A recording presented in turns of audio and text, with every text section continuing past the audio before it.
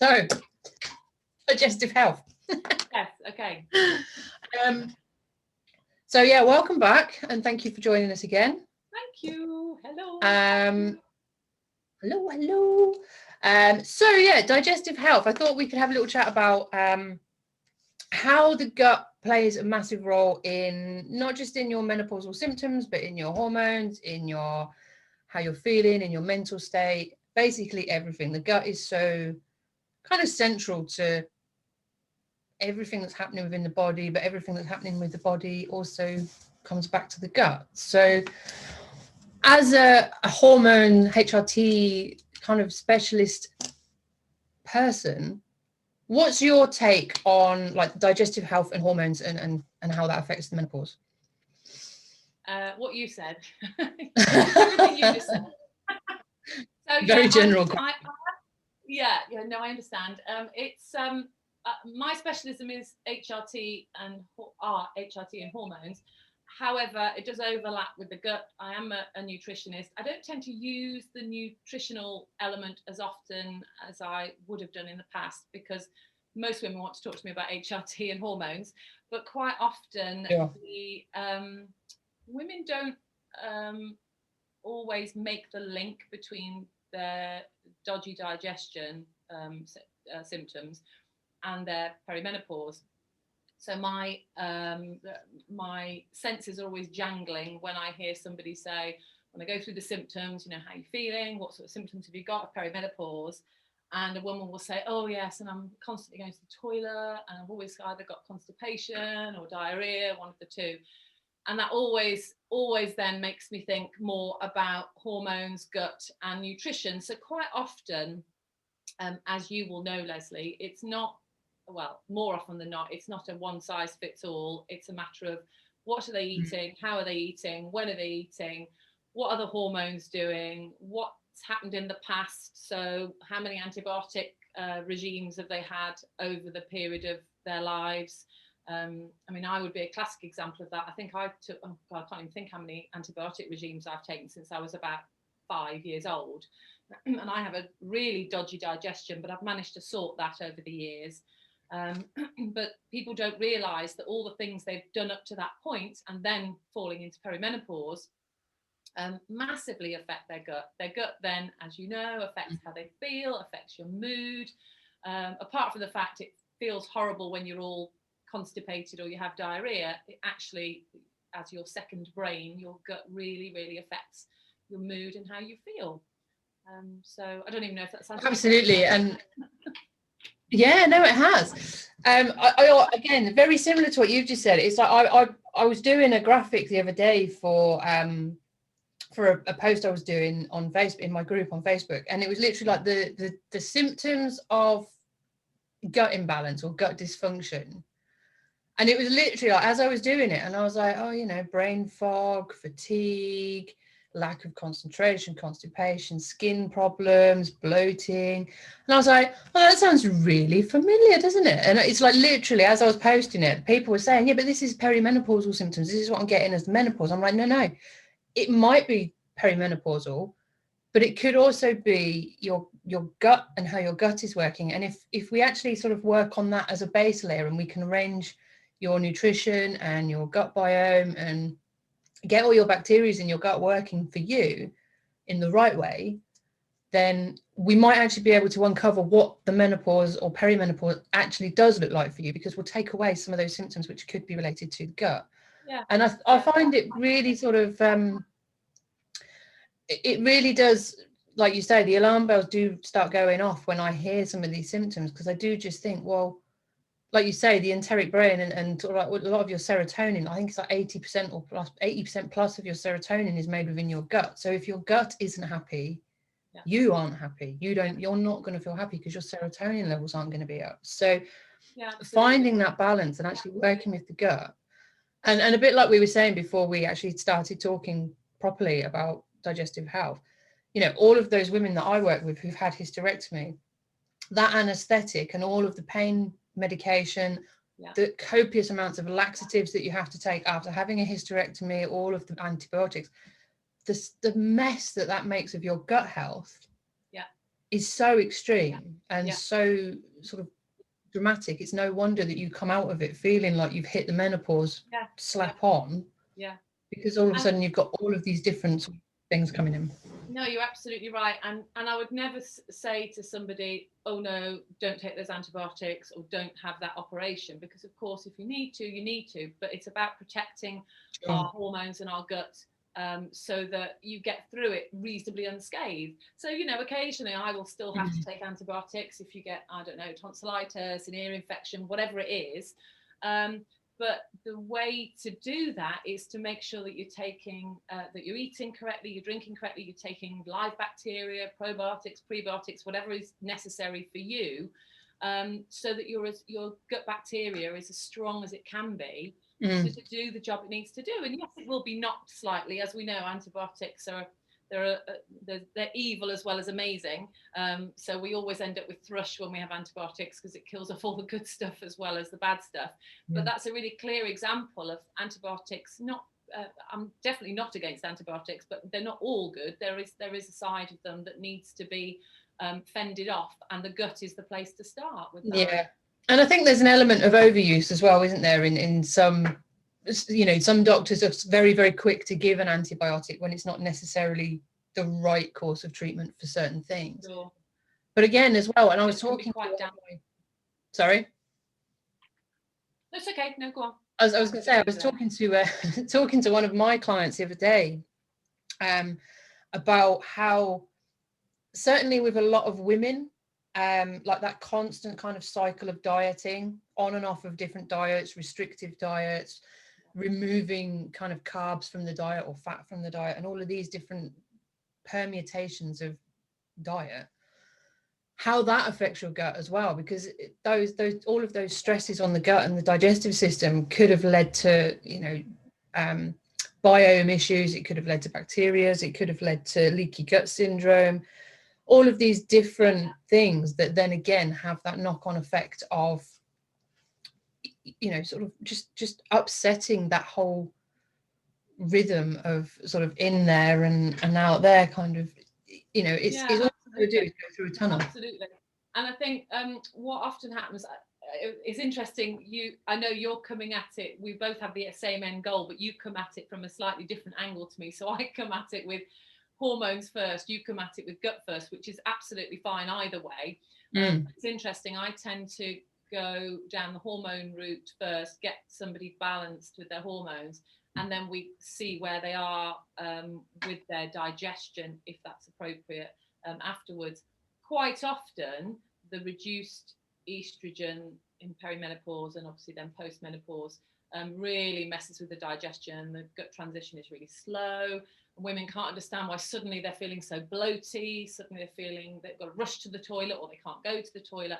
And once their hormones are balanced, they start to feel better, but that doesn't mean it's fixed. We still need to then do what you said and go, okay, we'll just have a little reassess and where are we? A lot of women will say, oh yeah, it's so much better, I'm absolutely fine. Well, okay, when you say fine, do you mean it's okay, I'll put up with it? Or yes, I'm amazing, I go to the toilet twice a day, everything's all good, my stomach's fine, I never get bloated? And we have to get beyond that mindset of, well, fine is good enough. Well, no, actually it's not. We can do better than that. We can do better than you managing. And the amount of women that will say, and I would have been one of these women that say, oh, I can cope, I'll power through, I'll manage, it's fine. And all of those things. Sometimes, yes, of course, we can't fix things. But other times we can go, actually, we can do better. So you've done really well with your hormones. We're all balanced. You've got your HRT in place, if that's appropriate. Everything's all tickety-boo. You've reduced your stress. Now what's going on? Okay, so now we need to think about how you're eating and what you're eating. And I had a client the other day, I've had this a few times, I might even have said this before with you, Lesley, but it happens quite often, where we really didn't have to make many changes at all to her gut situation, where all she was finding, she was bloating up a lot after meals and after snacks. And it wasn't that there was an intolerance, it was nothing specific. And all it was her eating her food on the go, which is obviously never good, but eating her food with liquid. So the liquid was just purely watering down those her gut and all those juices that are needed to digest the food. Once she stopped doing that and stopped eating on the go, the bloating went. And it was obviously, it doesn't normally magically work like that, and it's not a cure-all for everybody, but that was just such a simple change, and it completely changed her life. It's amazing. And it's sometimes, like you say, sometimes it is the simplest of tweaks. Like one of my first points with people is just slow down. I actually chew your food rather than sort of like running around and just swallowing food in big lumps. Chew it properly and break it down so the stomach's not got as much work to do. And that can make a huge difference. If you've got sort of partially undigested food passing from your stomach into your intestines, you know, it's going to cause issues because everything's got to slow down to work a little bit harder to get it to the next stage and then on to the next stage. And like you say, so many women just seem to, and I was one of them, you know, I did for a long time. I just settled that this was how I felt. This was it. You know, I'm always going to feel a little bit tired, a little bit run down and a little bit bloated. And I just accepted that as normal. Absolutely. A lot of us do. It's like, no. I think if I look back, I mean, I would say I'm 90% okay with my guts these days. There are always things that set me off, but I know what they are, and it's usually me inhaling a bag of Doritos or having something else to eat that upsets me, or not exercising enough, which is a bad one for me because I'm always in front of my computer, or not drinking enough water. So all of those things, I know what I need to do if I've got a problem. But if I think back, I probably, and this would be quite common with the women I tend to work with, then I reckon my dodgy gut began when I was about 9. I'm going to say 9 years old because that's an age that sort of sticks in my mind. I was very stressed about going on a school trip. I remember I was very stressy about it, and I had a really funny tummy and I didn't feel well. And almost from that day, that stress, it became my weak point in my stomach. And every time I became stressed in any way, it would always go to my stomach. So that then became my weak spot. And even now, if I'm about to get, say if I were due to get a cold, if I've had a germ swimming around me that was going to make me poorly, I'd find that I had a really tense, upset stomach before, perhaps the day before, and I'd know that I was going to be ill, like I say, with a cold or flu or something. And so but that is fixable. That's not something that you have to put up with. You can sort that. It's not a perfect science. You know, there's 40, 50 odd years of damage there, but it still can be sorted by eating the right stuff, taking the right supplements, doing the right exercise, etc. And of course, getting your hormones in check, which is really important. And I think a big part of it as well. And I mean, like you say, I can probably pinpoint I had sort of like a lot of bloating issues and a lot of sort of constipation and things like that over my life. But I can probably point it all back to one moment when it all started and sort of say, okay, well, and I know when it was when I first moved, I left home. I moved out of home and I had my own house. I had my own responsibility, my own bills to pay. And it was like, oh my God. Yeah. So it was like, I think I was probably about 18 or 19. But from that moment onwards, I always had an issue with my digestion, but we went beyond that because it then turned into things like toilet anxiety, where you were like, oh my God, is there a toilet where where I'm going that I can use if I need to? And that then obviously leads into even more stress. So you kind of end up in this vicious cycle of sort of problem versus worry of the problem. And that de-stressing side of things, I think, is one of the key parts to sort of helping to sort out your gut, but also to help with your hormones, because obviously cortisol, you're looking at that pregnenolone still when you're looking at the cortisol, because obviously you're going to jump the progesterone to make cortisol, which is going to then put you into estrogen dominance potentially, which is going to again exacerbate other symptoms elsewhere, which could lead back to the stress. So again, you kind of got that constant sort of intake.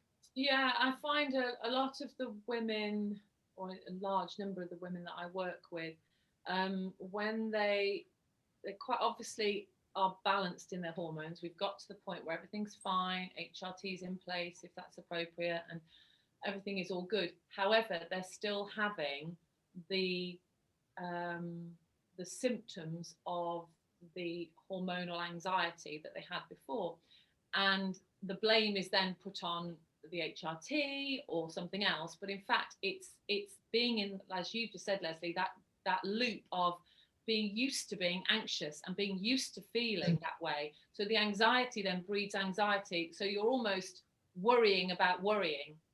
And so it's a really difficult loop to get out of, because it does produce a physical symptom. Of course, you do feel bad, you do feel anxious, but you're causing that anxiety because of your history of feeling anxious. That's just what your body's used to. You're used to feeling anxious. So why would it change? So even if you're perfectly balanced, you still need, HRT isn't a magic cure for everything. It just allows you to behave, your body to behave as it would normally. But your brain is a strong factor in that. So if you've got a memory of feeling anxious, your brain just takes over. You need to get your gut in a good state so that it can at least be on your side and be your friend. Some women need to take some counselling, need to get their mindset in a different place before they can fully recover from feeling as they felt. Obviously, I can't help with that. I can refer people to experts in that area, but there does come a point when I would have to say to a woman, look, physically, you're all good. Physically, everything is good. Now we need to just get that little piece of the puzzle in place for you so that you can enjoy feeling good rather than feel anxious. I have a lot of women that will say, oh, I felt really good today. That's brilliant. Oh, I hope I'm okay tomorrow when I wake up. Well, you won't. If you feel you're going to be anxious, you won't feel good. And I don't blame them. There's no judgment. It's just a matter of saying, that's the problem. Sometimes when you get to the end of the process of feeling better, then you get to the point where there's nothing wrong. That doesn't mean it's all in your head. It just means there's nothing physically wrong, and we need to just work on the mindset around how you feel. Yeah, and I think you can, to a degree, your brain, your mind is such a powerful thing, and you can almost bring things on yourself through that thought process. My partner says this to me. He's like, you decide that you're going to be ill before you're ill, and at that moment you then become ill, and then when you decide you're no longer ill, you pull yourself back out of it again. And he said you're so good at doing that. He said you will literally talk yourself into and out of a cold or something like that. He says it's not that you've not got a cold, you have got a cold. It's not in your head, but you kind of, it's whether or not you accept that you've got a cold or not. It's like, no, I'm not ill, I'm not getting ill. No. And you don't. No. But that's one of the reasons when I actually started teaching restorative yoga and yin yoga last year. And one of the main reasons was it kept coming up time and time again about that whole sympathetic, parasympathetic nervous system balance and trying to sort of switch one off and bring one on. So you're kind of turning off that stress loop and you're trying to sort of reset your stress loop. But again, like you say, you can do that. The physical body can do that. But the brain, if the brain isn't there, if the brain's not ready for that, and you're still in that thought cycle, that is something that needs addressing, because you are just going to keep talking yourself back into a potential sort of anxiety. And one of the things that I often say, I think it's one of the rules in my group actually, is not everything is menopause related. So I do get frustrated because on behalf of the person saying it, because it feels as if every symptom is being blamed on perimenopause. Well, it might just be that you've not exercised. It might just be, might have sore limbs because you sat around all day. You might be feeling a bit poorly because you didn't eat very well, or you ate too quickly, as we've said, you've eaten on the go. And just because you've woken up with a twinge, let's say in your back, doesn't mean it's your HRT or your perimenopause. It could be something completely different. A lot of it is perimenopause related, let's be honest, but mostly once you're balanced and you're sorted with your lifestyle, anything in addition to that is going to be something separate. So we can't just, although I'm obviously massively sympathetic of women going through perimenopause or postmenopausal until they're fully balanced and know what they're doing. I do often say to women, look, let's just take a breath. Let's just stop. Let's just assess where we are. What you're telling me now is literally nothing to do with perimenopause. There's nothing in what you've told me. And I try and desperately think of an example of something that somebody's told me of a symptom, and I can't think of one at the moment. It might come back to me. And I've said, you know, everything else is fine. Whatever is wrong with you, it sounds minor. Go to your doctor and say, what's the matter with me? Because it's definitely not perimenopause. It's likely to be something, you know, as you say, like a cold or whatever, some other germ. Hopefully not needing antibiotics. Absolutely. And it is, like, I think now, it's certainly now at the moment, in the way the world is and everything that's going on with viruses and lockdowns and that, anxiety for a lot of people is really, really high anyway. Of course. So, you know, I've seen a lot of people sort of saying, oh yeah, I'm getting really anxious. It must be the menopause. It must be the menopause. I'm like, do you know what? It might just be that we're in, you know, a global pandemic. We've all been locked in our houses for nearly a year. And we're all going a little bit stir crazy because we want to go outside. Yeah. Maybe it's that. Yeah, and maybe it's the fact that we haven't been outside and we haven't had that social interaction with people, that we're anxious about going out and seeing other people now. You know, think of it. I always say to my clients, you know, be a little bit mindful of what's going on around you. Be a bit more conscious of what you're doing, what your actions are and your behaviors are, and actually associate. Like, if you feel rubbish, what did you have for dinner last night? Did you have a glass of wine with dinner last night? Is that what woke you up at 2 o'clock in the morning? It's not a hot flush. It's a sugar like imbalance, or you know, blood sugar is changing. And that's what's waking you up. That's nothing to do with your menopause. That's having a glass of wine in the evening. Of course. Yeah, absolutely. Yeah. And they're like, oh yeah, but I like my glass of wine in the evening. Okay. If you like your glass of wine in the evening, it's fine, but get used to waking up at 2 o'clock in the morning. That's the way it's gonna be. That's you know, it's that's how it works. No. So it is an element of looking at your behaviors, looking at your actions, and you know, if you're going to bed in a stressed out, anxious state, you're probably not going to sleep well. Yeah. So finding those things that are kicking off those reactions. And like on the gut health side of things, I did a sort of a survey, very unscientific survey, but I did a survey of like peri and postmenopausal women. And I think 100 women answered the questions. 98.8% of the women who answered the questions bloated at some point, either frequently or infrequently, but they all experienced some degree of bloating. And most of them just accepted it as normal. Most of them actually didn't associate it to gut health, gut function, food, menopause, hormones, anything. They just kind of went, oh yeah, I've always been like that.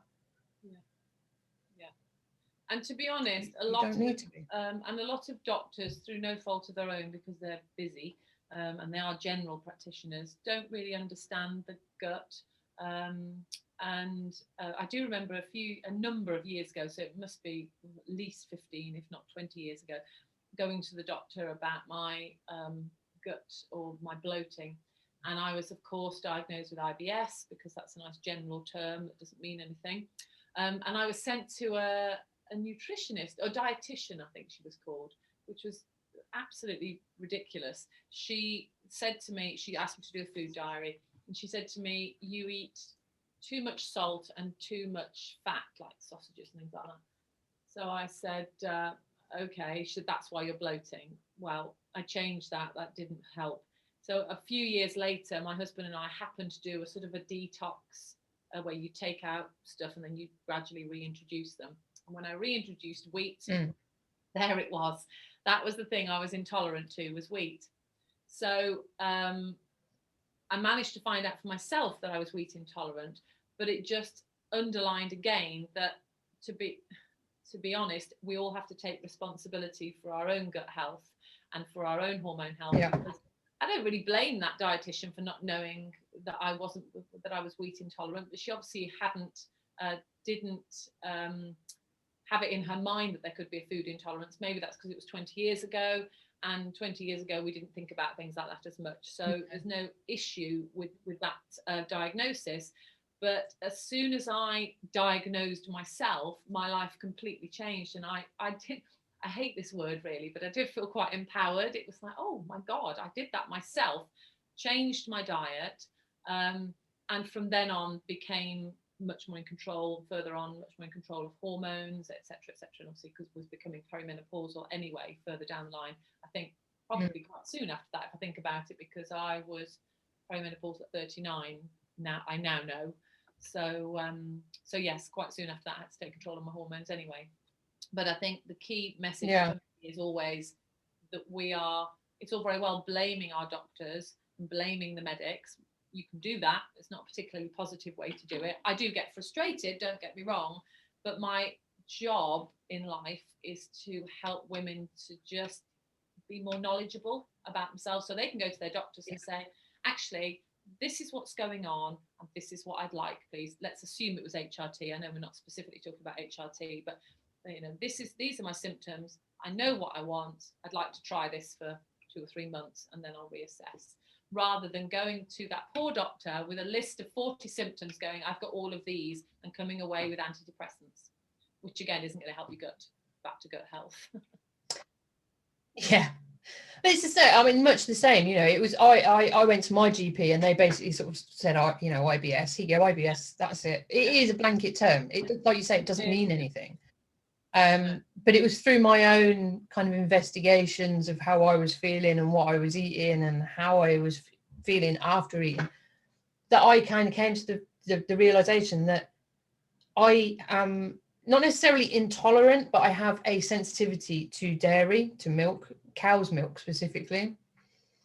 And of course, I then started to be in the sort of like the nutrition interest in me and the fitness interest in me, started to explore that even more.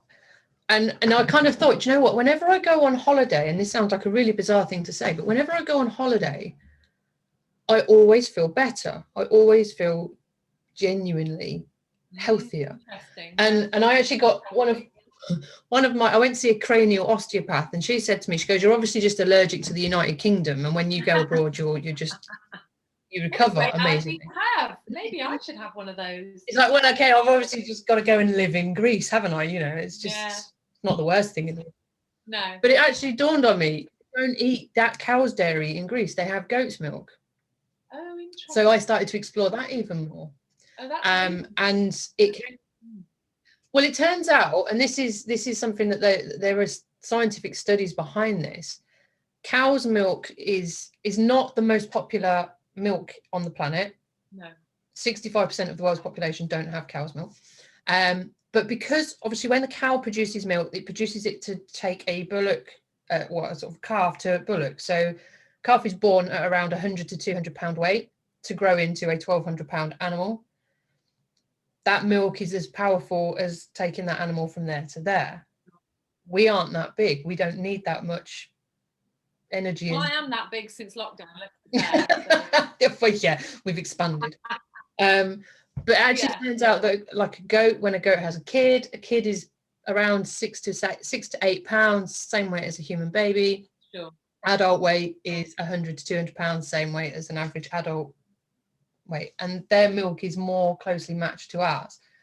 So it turns out that cow's milk actually is too powerful for the human body, which is why so many people have an issue with consuming milk. That's interesting, that is.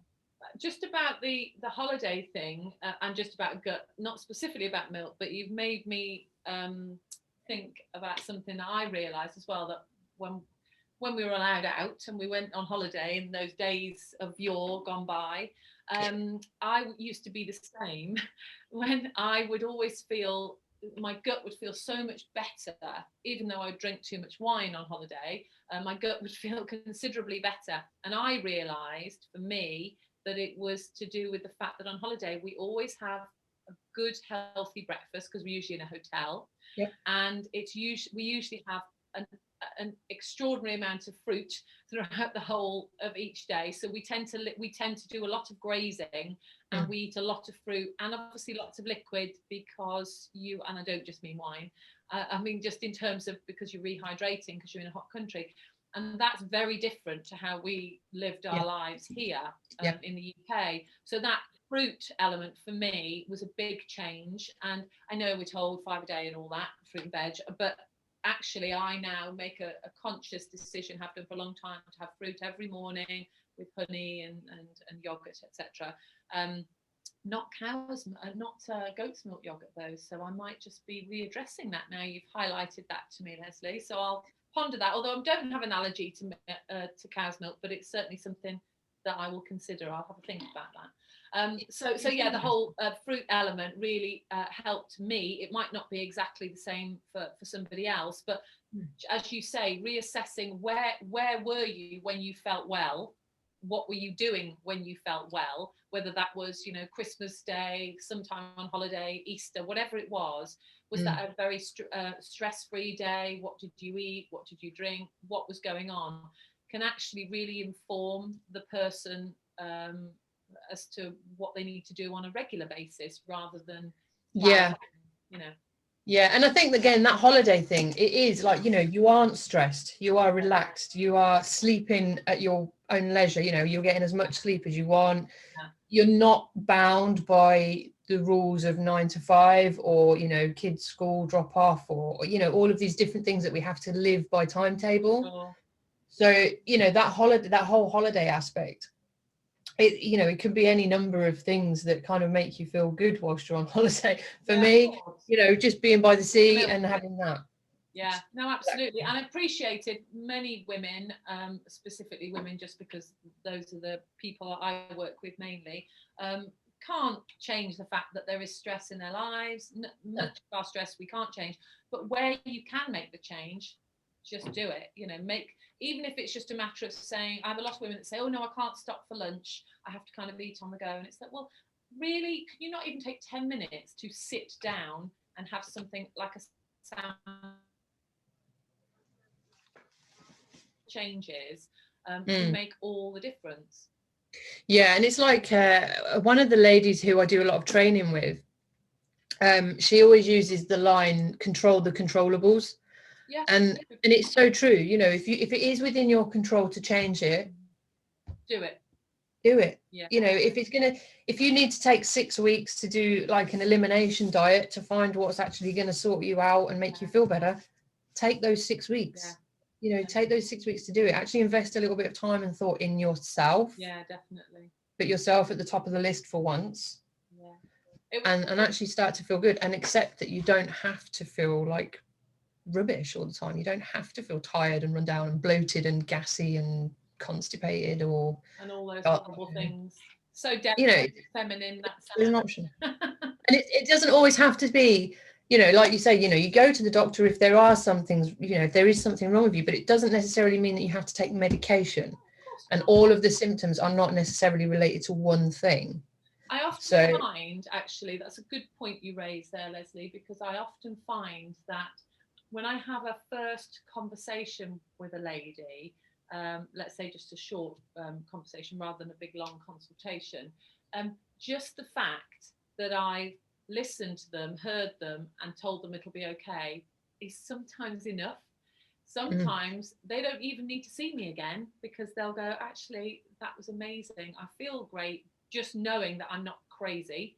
And I think part of the doctor's job is that as well, just going to the doctor saying, you know, obviously informed with what you need to ask them, but just them saying, actually, you're okay, it's fine, you don't need medication, or you don't need whatever. And sometimes you won't need HRT. I hesitate to say that, because obviously I'm usually telling women they do, but there are times when actually not quite right for them at that point. It might be further down the line, but it isn't always. But just that reassurance is often enough for women to go, okay, that's fine, I'm good, I can get on with it. Yeah. And I think that, you know, as well, saying that you've given them more than 7 minutes, you know, which is your average doctor's appointment. Yeah. And I do it when I go to the doctor. I'll go in there with a specific, like, this is what's wrong with me, this is what I want, this is the outcome I want to achieve. And I'll get into that room with the doctor and I go, what's wrong with you then? And you just like go, blah, blah, blah, blah, blah, blah. Yeah, I know. And it all comes out, and then you sit there and go, that's not what I wanted to say at all. Because you feel quite rushed in that 7 minutes, because it's like in, talk, out. So I get this a lot with when I do like actual personal training. I say training sessions, they're more calls on Zoom at the moment, but when I do personal training, sometimes my clients log in, and even when I was training them face to face, they'd be like, I don't want to exercise today, I need to just talk. Okay, fine. If that's what you need today, if that's what's going to help you right now, that's what we'll do. Absolutely. Because, you know, I get days where I kind of wake up and go, do you know what, today I am not feeling the whole getting down on the spin bike in the garage and having an hour's session in there. Of course.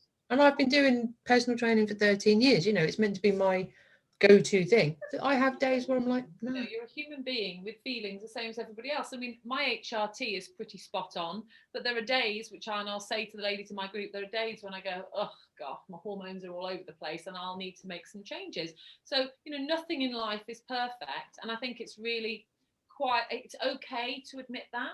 Yeah. And I have no problem, even though I'm expected to be completely hormonally balanced all the time because of what I do. I'm fine with saying to people, today's not a good day, leave me alone.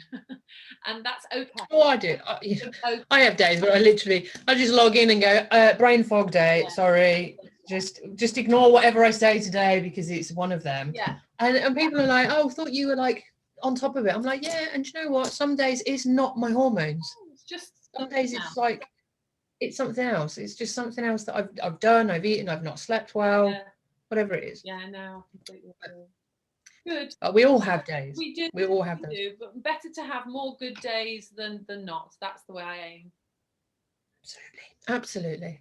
You know, absolutely. And definitely not to settle and accept that you feeling bad is the way to be. Definitely not. I don't like the whole accepting that it's old age. I don't like us also comparing. I always say to people that you should share your experiences but don't compare. So if obviously in a group we're all sharing experiences, but just because the lady in the post is saying one thing and she seems to have a similar situation to you doesn't mean you're going to respond in exactly the same way. So but yeah, it's just a matter of trying to stay in your own lane, as they say, and just getting the best results for you. Absolutely. And you know, it's the same from an exercise perspective, from a personal trainer perspective. You know, you don't walk into the gym and compare your time on a treadmill to the person on the treadmill next to you, because they might have been doing it for 5 years and you've only just started. So you can't, and to be quite fair, even in that respect, you shouldn't be comparing yourself to when you were 20 or 30 or, you know, 10 years ago. No, absolutely. Compare yourself to yesterday if you're going to compare to anything, and that's it. Good. Don't compare to anyone else. No, I completely agree. Good. Well, I think we've put the world to rights there. I don't even know if we talked much about guts, but we talked about. Well, we touched a bit. A little. Good. That's what I love about these conversations. They never stay on topic. They always go off on little tangents. They do indeed. Well, that's good, because I don't tend to plan anything. So. Absolutely. Nice to chat. And it's been wonderful talking to you again, Jane. Thank you. I'm sure we'll chat again soon. I'm sure we will. Thank you. Thank you.